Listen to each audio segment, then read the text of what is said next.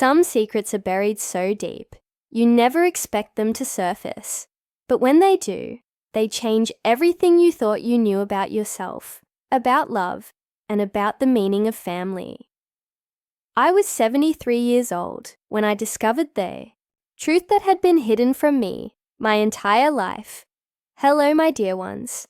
Welcome back to Grandma's Tales, where I share the stories that have shaped my long journey through this beautiful, complicated life. If you're new here, welcome to our little family.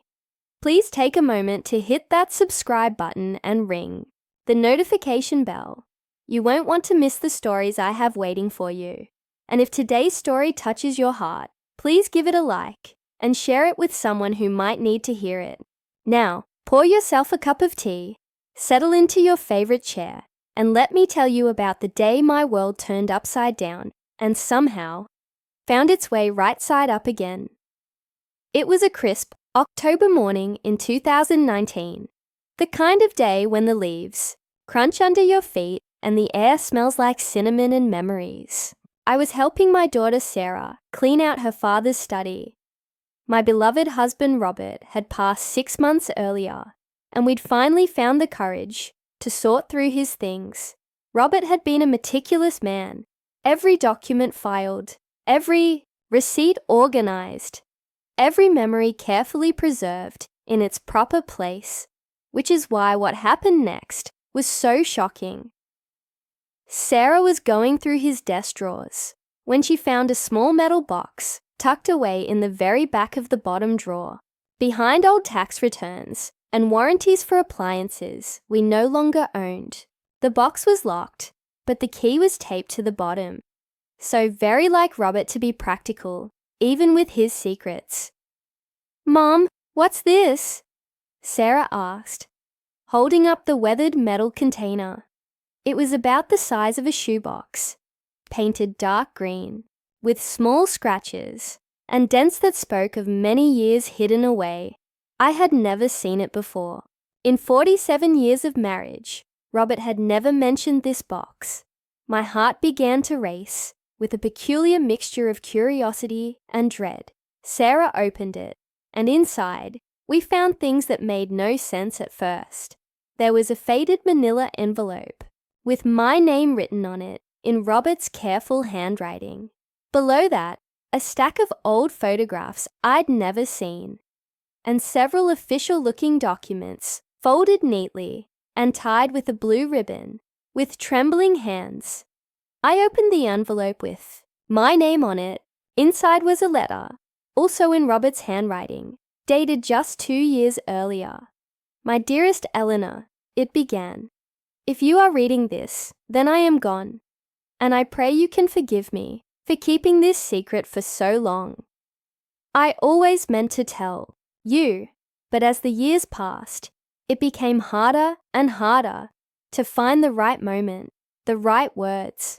What I'm about to reveal will shock you, but please know that everything I did out of love for you, and love for the truth you deserve to know."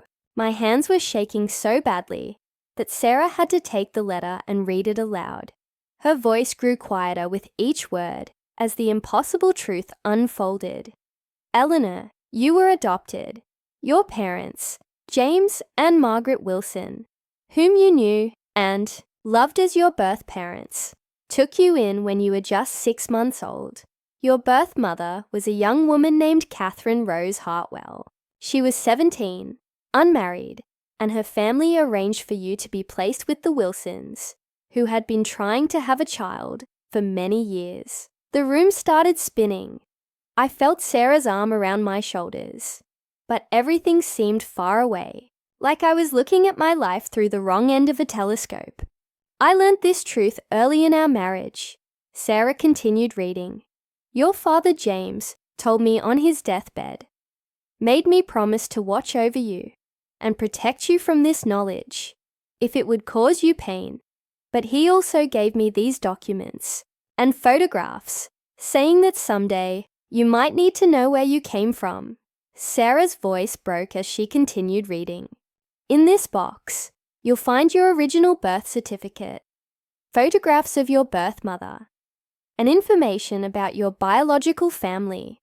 There's also something else, something wonderful that I discovered but never told you. You have a sister, Eleanor, a twin sister.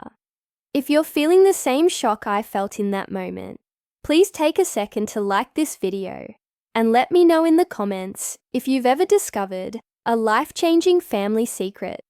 Your support means everything to me, and sharing your stories helps create a community of people who understand that family comes in many unexpected forms. A twin sister. At 73 years old, I discovered I had a twin sister I'd never known existed. Sarah and I sat in stunned silence for what felt like hours. Then, with shaking hands, we began to explore the contents of that mysterious box. The photographs were a revelation. There, in faded black and white images from 1946, was a young woman who looked remarkably like me at the same age. She had my eyes, my nose, the same stubborn cowlick that had plagued me my entire life.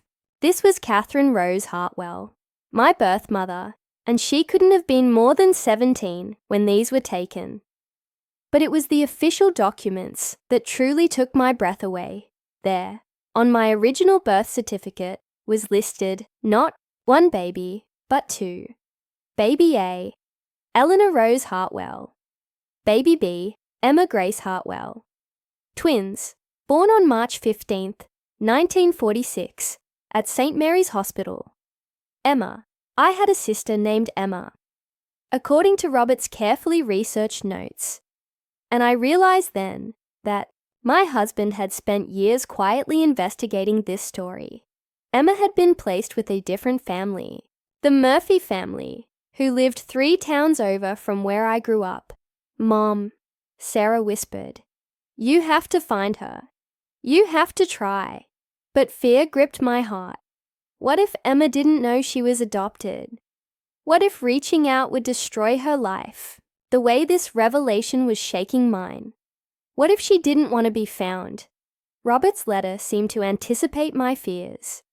The final pages contained information he'd gathered about Emma's life.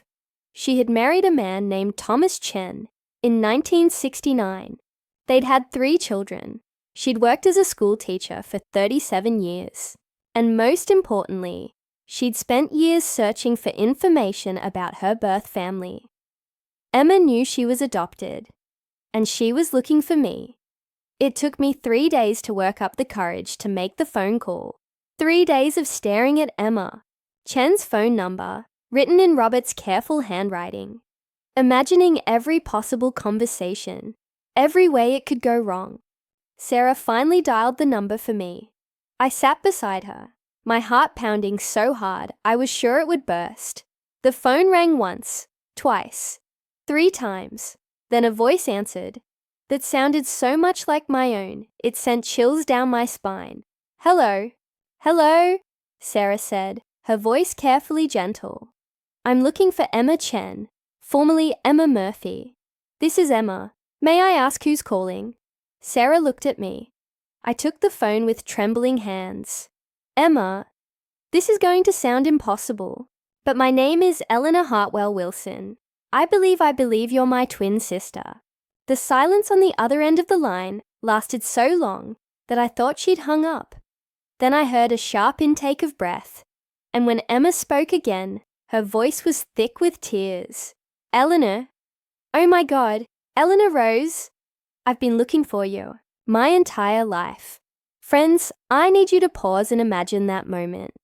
73 years of living, of wondering about that feeling of incompleteness that sometimes nagged at me, of dreams about a person who looked just like me, but whom I could never quite remember when I woke up. And suddenly, in one phone call, the missing piece of my life was found.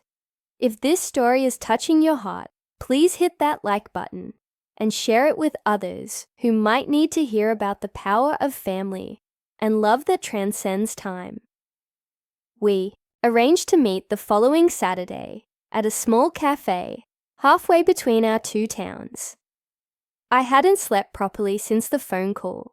Every time I closed my eyes, I imagined what Emma would look like, how it would feel to see my own face reflected in another person. I arrived at the cafe 30 minutes early, too nervous to wait at home any longer. I chose a table by the window, where I could watch for her arrival, though I had no idea what car she drove or what she would be wearing. At exactly 2 o'clock, a woman walked through the cafe door, and my heart stopped. It was like looking into a mirror that reflected not just my appearance, but my entire life. Emma had the same silver hair, cut in almost the identical style. She wore a blue cardigan that was nearly twin to one hanging in my own closet. She had the same way of tilting her head slightly when she looked around, the same careful way of walking that I'd developed after years of teaching children. But it was the eyes that convinced me, beyond any doubt. When Emma's gaze found mine, across the cafe, I saw my own eyes looking back at me. The same green with flecks of gold. The same laugh lines. The same tears that were now flowing freely down both our faces. We stood up simultaneously, and for a moment, we just stared at each other across the small cafe. Other patrons had stopped their conversations, sensing they were witnessing something extraordinary. Then Emma spoke, her voice cracking with emotion. "You have Dad's chin." "Dad's chin?" I asked, confused. "Our birth father. I have a photograph. You have his chin, but I got his hands." She held up her hands, and I gasped. Long, slender fingers, with the same unusual double-jointed thumbs that had always made me self-conscious. We embraced then, and it was the strangest thing. Hugging Emma felt like hugging myself, but also like coming home to a place I'd never been, but had always missed. Over the next 4 hours, Emma and I shared our lives with each other. We compared photographs, stories, and memories, marveling at the similarities and treasuring the differences. We had both become teachers. We had both married in 1969, Emma in June, me in August. We both had 3 children. We both preferred tea to coffee, read mystery novels, and had an irrational fear of butterflies that no one had ever understood. But Emma had something I didn't, more information about our birth parents. "I hired a private investigator about 10 years ago," she explained, pulling out a thick folder. "I found out about Catherine, our birth mother, and about why we were separated."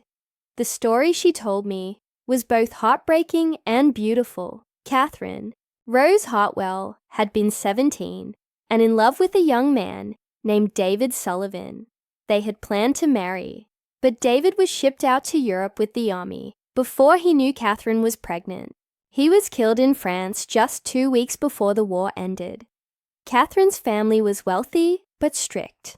When they discovered she was pregnant, they were furious and ashamed. The plan was to send her away until the baby was born, then place the child for adoption. No one expected twins. When we were born, Emma continued, Catherine begged to keep one of us. She said she couldn't bear to lose both her daughters.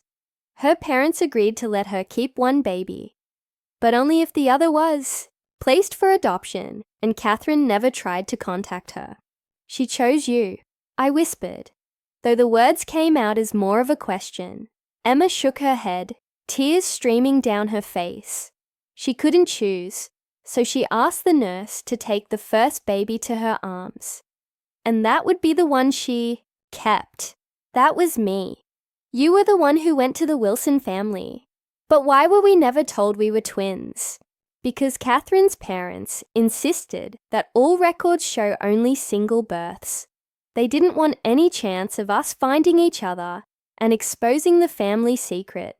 They falsified the adoption records, created separate birth certificates, did everything they could to erase the fact that we were born together. Emma had spent years researching Catherine's life after our birth. What she discovered was a story of love, loss, and incredible strength. Catherine had raised Emma as a single mother, working 2 jobs, and putting herself through nursing school at night. She never married, dedicating her life to her daughter and to helping other young mothers in difficult situations. She started a program at the local hospital, Emma explained, helping unwed mothers and providing support for families considering adoption. She wanted to make sure other women had better choices than she'd been given. Catherine had died in 1987 when Emma was 41, but before she died, she had done something extraordinary. She kept a diary, Emma said, pulling out a leather-bound book that looked worn from many readings. She wrote in it every day, and many of her entries were letters to you, to the daughter she'd had to give up. She never stopped thinking about you, Eleanor. She never stopped loving you. Emma opened the diary to a page she'd clearly read many times before. In Catherine's delicate handwriting, dated March 15th, 1966, our 20th birthday, was this entry. My dearest Eleanor, today you turn 20, and I wonder if you know it's your birthday, or if your family celebrates on a different day. I wonder if you're in college, if you have a young man who makes you smile, if you like to read the way Emma does. I wonder if you ever feel like something is missing, the way I know Emma sometimes does. She asks me sometimes about feeling lonely, even when she's not alone. I tell her that some people are born with hearts so big that they need extra love to fill them. But I know the truth. She misses you, her other half, even though she doesn't understand why. If you're crying right now, you're not alone. Please take a moment to like this video and share it with someone who needs to be reminded that love never truly dies. Even when separated by time and distance. Emma had one more surprise for me. After Catherine died, she had left Emma a letter with specific instructions. If Emma ever found her twin sister, she was to take her to a specific place, the small chapel where Catherine used to go to pray for me.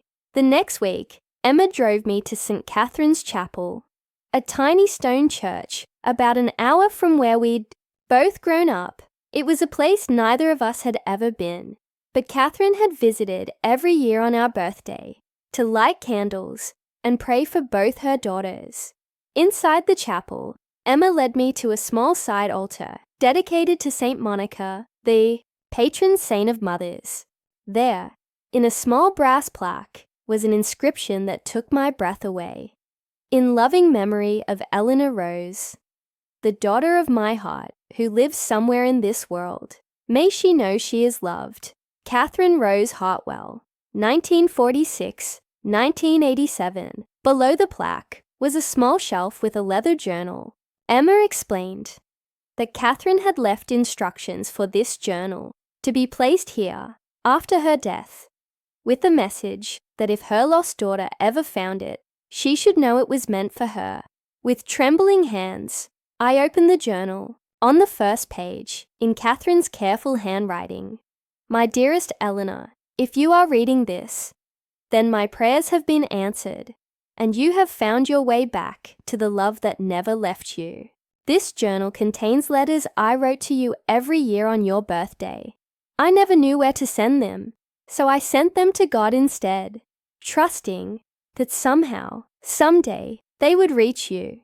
The journal contained 31 letters, one for each birthday from my 20th to my 50th, when Catherine's handwriting became too shaky to continue. Each letter was a window into a mother's heart, full of love, regret, hope, and dreams for the daughter she'd never stopped missing. Reading those letters was like having a conversation with a woman who had loved me from a distance my entire life. She wrote about world events and wondered what I thought of them.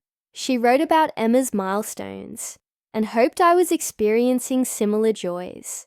She wrote about her work with young mothers and how each girl she helped was a prayer for my happiness. One letter from my 25th birthday particularly moved me. Eleanor. Today I helped a young mother who was considering placing her baby for adoption. She was so scared, so alone, as I held her hand and listened to her fears. I thought of you and wondered if you've ever held someone's hand when they needed it most. I hope you have. I hope you've inherited the best parts of me and none of the worst. I hope you've known love and given love freely. I hope you've never felt unwanted, because you were wanted, my darling girl. You were wanted more than air itself. Emma and I sat in that little chapel for hours, reading Catherine's words and crying healing tears for all the years we'd lost, all the birthdays we'd celebrated apart, all the joys and sorrows we'd faced.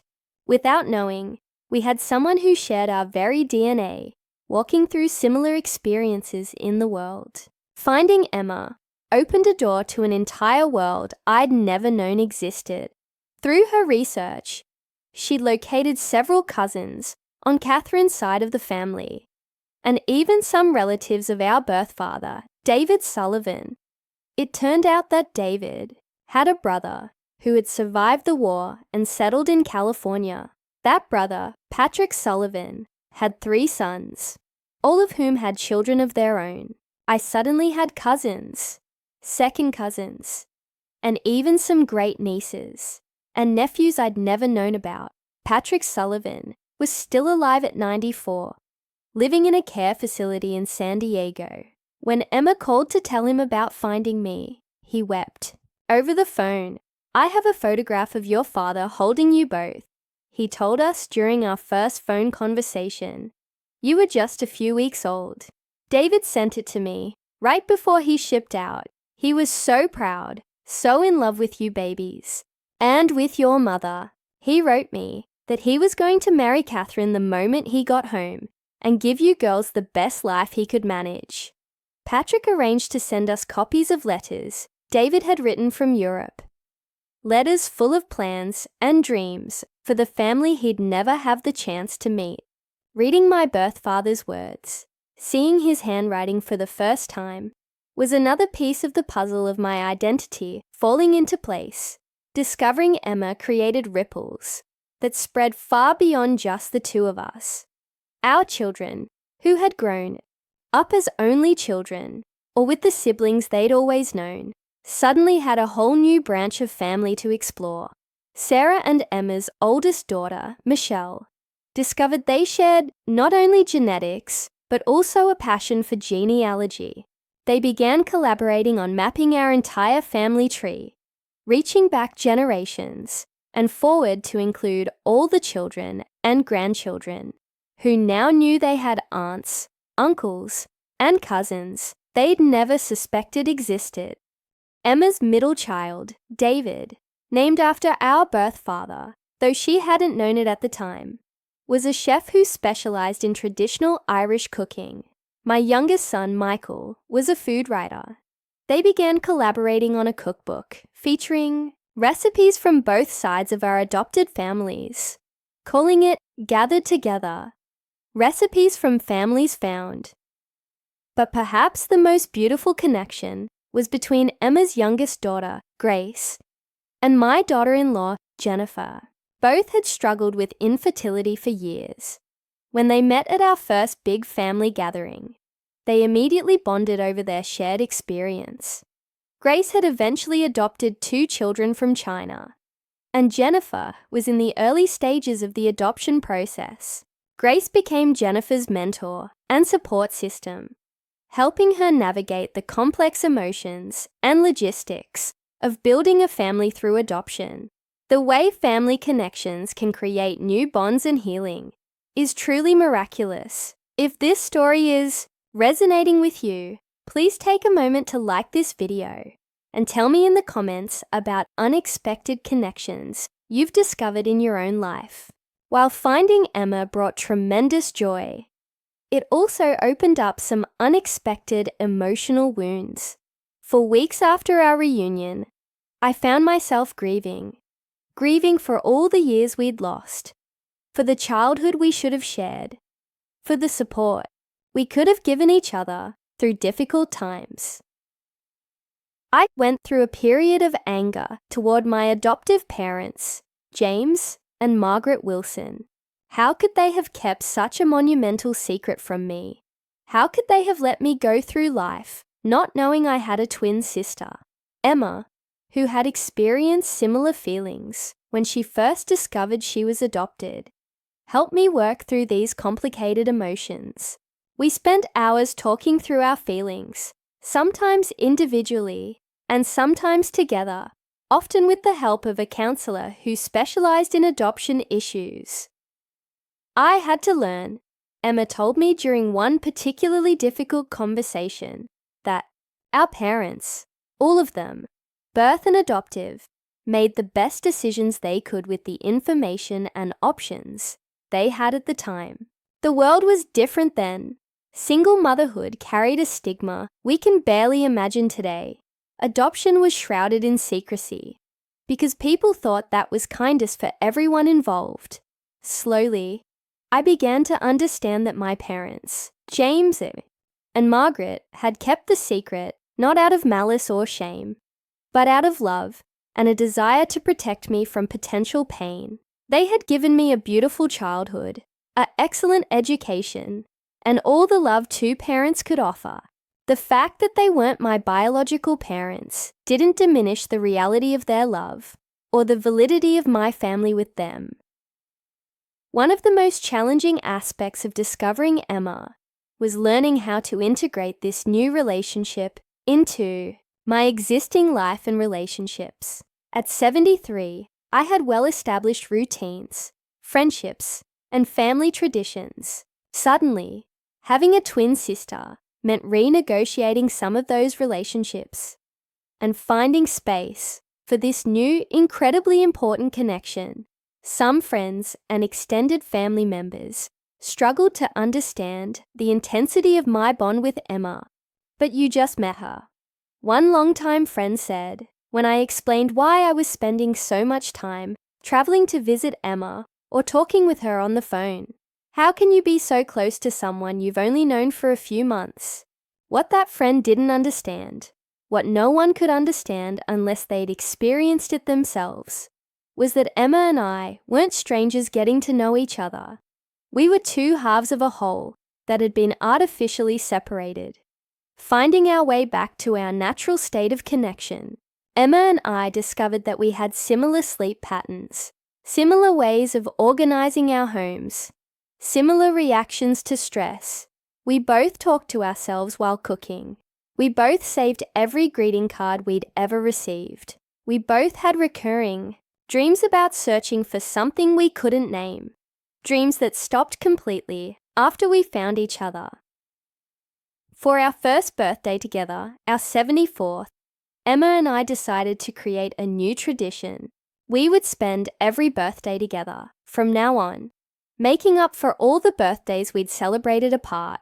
We decided to visit St. Catherine's Chapel, where Catherine's memorial plaque honored my existence, and where her journal had waited for me to find it. But this year, we brought something new, photos and mementos from both our families, adoptive and biological. We created a small display on the altar, sharing the story of our reunion with the priest and the small congregation who gathered for morning services. Many of them wept as we told our story, and several shared their own stories of family separation and reunion. One elderly gentleman approached us after the service. "I was born in 1943, he said, "and I've been searching for my birth family for 50 years. Your story gives me hope that it's never too late." That conversation inspired Emma and me to become involved with adoption reunion services in our area. We began volunteering with an organization that helps adoptees and birth families find each other. Our story became a source of hope for others navigating the complex emotions and logistics of family reunification. One of the most delightful discoveries Emma and I made was how our grandchildren reacted to suddenly having a great aunt who was their grandmother's identical twin. My youngest grandson, Tommy, was 8 years old when he met Emma for the first time. He stared back and forth between us for several minutes before announcing, "Grandma, you copied yourself." Emma's granddaughter, Lily, who was 10, had a different reaction. She immediately appointed herself the family historian, insisting on recording video interviews with both of us about our childhood memories and our reunion story. "Someone needs to write this down," she said, with the seriousness only a 10-year-old can muster. "This is important family history." The children adapted to our doubled presence with remarkable ease. They quickly learned to tell us apart. Emma wore her wedding ring on her right hand due to arthritis. I wore mine on my left, and they delighted in the novelty of having two grandmothers who looked nearly identical but had different stories, different recipes, and different approaches to spoiling grandchildren. At family gatherings, it became a running joke to watch newcomers do double takes when they saw Emma and me together. We began to enjoy the confusion, sometimes intentionally wearing similar outfits, just to see people's reactions, discovering Emma also brought unexpected health benefits. As we compared our medical histories, we realized we shared several genetic predispositions that our doctors had previously attributed to environmental factors or random chance. We both had developed the same type of arthritis in our hands at almost exactly the same age. We both had unusually low blood pressure that had puzzled our doctors. We both had perfect pitch and could identify any musical note just by hearing it. More importantly, Emma's medical history revealed some genetic risks I hadn't known about. Our birth father's family had a history of heart disease that manifested in a very specific way, usually in the early 70s. Armed with this information, my doctor was able to identify early warning signs and adjust my medications preventively. Similarly, my medical history helped Emma's doctors better understand some symptoms she'd been experiencing.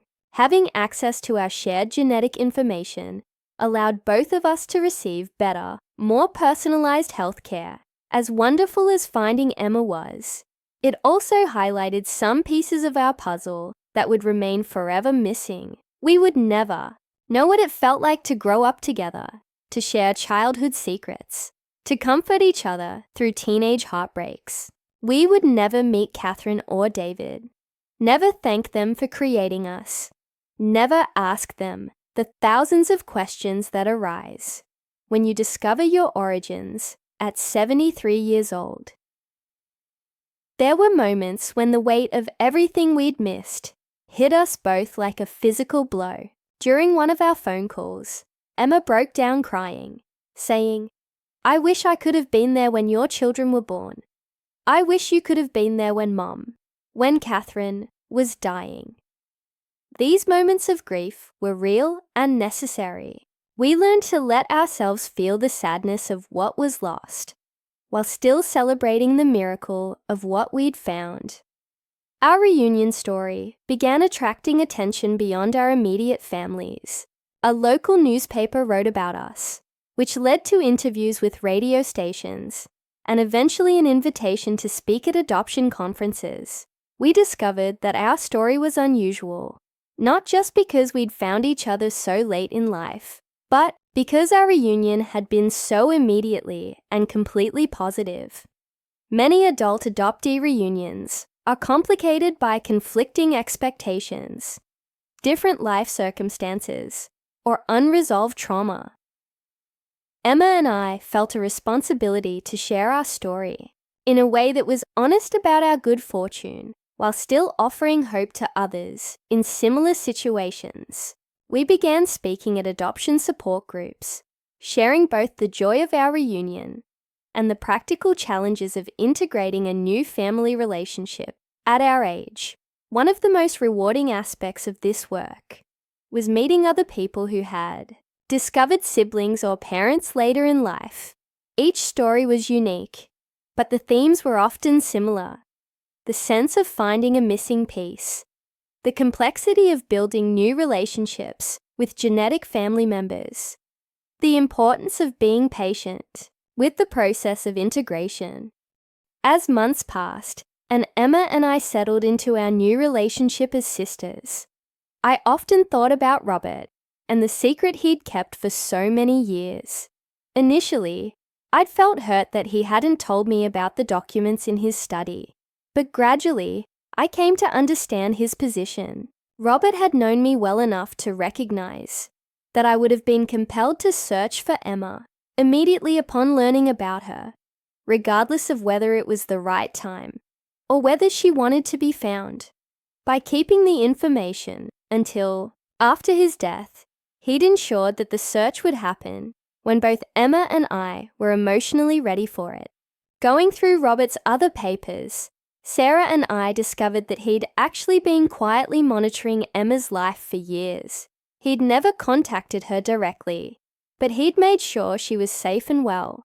When he learned that Emma was actively searching for information about her birth family, he'd begun preparing the documents he knew I would eventually find. Robert's careful research and documentation had made our reunion possible and immediate. Instead of years of detective work and uncertainty, Emma and I had been able to connect quickly and begin building our relationship right away. In many ways, Robert's secret had been his final gift to me, the gift of finding the sister I'd never known I'd lost. As I near the end of this story, my dear ones, I want you to understand something important. Finding Emma didn't just give me a sister, it gave me a new understanding of love itself. For 73 years, I'd loved and been loved by many people. I'd experienced the love of parents, the love of a husband, the love of children and grandchildren. I thought I understood all the different forms that love could take, but the love I felt for Emma was something entirely new. It was instant and complete, requiring no time to develop and no effort to maintain. It was love-based, not on shared experiences or common interests, but on shared essence. The love between two people who are, in some fundamental way, two parts of the same whole. This experience taught me that love is more mysterious and more powerful than I'd ever imagined. It taught me that connections between people can transcend time, distance, and even knowledge of each other's existence. If you're someone who feels like something is missing in your life, if you have that inexplicable sense that somewhere out there is a person who would understand you completely, don't give up hope. Love has a way of finding itself, even across decades, even across impossible odds. Today, Emma and I are inseparable. We talk every day, sometimes for just a few minutes to check in, sometimes for hours when we get caught up in memories or plans. We've traveled together to Ireland to visit the villages where Catherine's family originated. We've spent holidays with each other's families, creating new traditions that honor both our separate histories and our shared future. We've learned that being identical twins who meet at 73 is different from twins who grow up together. We have to actively choose to make space for each other in lives that were already full and established. But we also have the advantage of maturity, of knowing how precious this connection is, of not taking it for granted the way we might have as children. Emma's health isn't as good as mine. She has some heart issues that require careful monitoring. We both know that our time together, while hopefully long, is limited by our age. This knowledge makes every conversation, every visit, every shared laugh more precious. Last month, Emma moved to a retirement community just 15 minutes from my house. For the first time in our lives, we live close enough to see each other whenever we want. We have coffee together twice a week, attend the same church, and have joined the same book club, where our identical reactions to different novels continue to amuse and mystify our fellow readers. My dear friends, I've shared this long story with you because I believe in the power of hope, the reality of miracles, and the truth that it's never too late for love to find its way home. If you're adopted and wondering about your origins, if you've given a child up for adoption and wonder about their life, if you feel that inexplicable sense that someone out there shares your heart, don't give up. Keep searching, keep hoping, keep believing that love finds a way. If you're part of a family touched by adoption, remember that love makes a family, not genetics. My parents, James and Margaret Wilson, were my real parents in every way that mattered. They loved me, raised me, and shaped me into the person I became. The fact that Emma and I share DNA doesn't diminish the love I had for them or they had for me. And if you're someone who has kept secrets to protect others, remember Robert's example. Sometimes love means carrying difficult knowledge alone until the time is right to share it. Sometimes the greatest gift we can give is information delivered at the moment when it can heal rather than harm. Emma and I often talk about Catherine and wonder what she would think of our reunion. I believe she would be grateful that her daughters found each other, that the love she carried for both of us all those years finally had a place to land and flourish. We also talk about David, our birth father, who dreamed of coming home to marry Catherine and raise his twin daughters. In some way, his dream has come true, just 77 years later than he planned. Emma and I are living the life he envisioned. Two sisters who love each other and take care of each other, carrying his memory and Catherine's love forward into the future. Thank you for staying with me through this long story, my dear ones. If it touched your heart, please give it a like and share it with others who might need to hear that it's never too late for love to triumph. Do you have any stories of unexpected family discoveries or reunions? I'd love to hear them in the comments below. Your stories inspire me and help create a community of people who understand that family comes in many forms and love knows no boundaries. Please subscribe to Grandma's Tales if you haven't already, and ring that notification bell so you never miss the tales of hope, love, and resilience that I share with you each week. Until next time, remember, love is patient, love is persistent, and sometimes love waits 73 years to bring twin hearts home to each other. With all my love, Grandma Eleanor. And Emma, if you're watching this, I love you, sister. Thank you for finding me.